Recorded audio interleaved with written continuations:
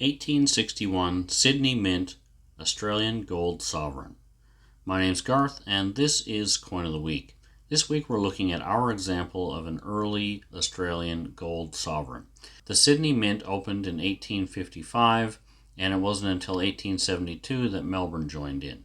All of the gold coins in use in Australia up until 1855 were struck in England, and Australia continued to use gold coinage from the United Kingdom for much longer than that. Our example is a lovely example in an almost uncirculated condition. It was slabbed by NGC as AU55, that's almost uncirculated, and there are typically three grades for almost uncirculated: AU53, 55, and 58. As we'll see in a moment, even for early coins like this, many of them get treated as being worth only spot value. Yet to buy this coin, you probably have to spend well over spot value to get it, and that raises an interesting issue with regard to collecting gold sovereigns, and that is knowing which ones to buy that are going to be worth more than spot value, because the vast majority of sovereigns are only really worth their gold value. Okay, if we set our coin aside and take a look online briefly, the image we used today was provided by NGC. It's very similar condition to our example. We couldn't get a good picture of our coin, so we use that instead.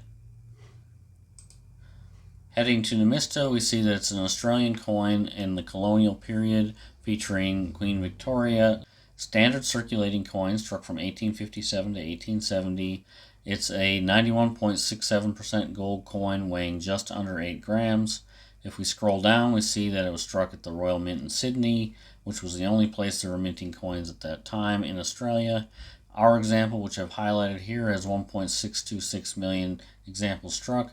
And as you can see from the Numista page, they value that just above spot value in US dollars, which is inaccurate in the sense that if you're going to buy this coin, you're extremely unlikely to find it for that price. So only 3 of the examples here are listed at well above spot value for an almost uncirculated example. And here you can see that in a VF condition, many of them are listed at less than spot value, which is not likely to have. You're very unlikely to buy a gold coin for under spot value. And that is part of the trouble with collecting these, is no one seems to want to sell them for spot value, and no one wants to seem to buy them for over spot value. So most gold sovereigns really only sell at spot value. Nonetheless, if you went to go supply this coin, you'll see there aren't many examples that come up. And the cheapest example that we could find, at least on eBay, I haven't looked in other places, was for $1,485 plus postage. And if we scroll down for something similar condition to our coin, you're looking at $4,300 to $5,000, and none of these examples are slabbed. I think that's going to do it for us this week. If you enjoyed today's episode, we'd really appreciate a thumbs up. Possibly think about subscribing if you haven't, and we'll catch up with you next time.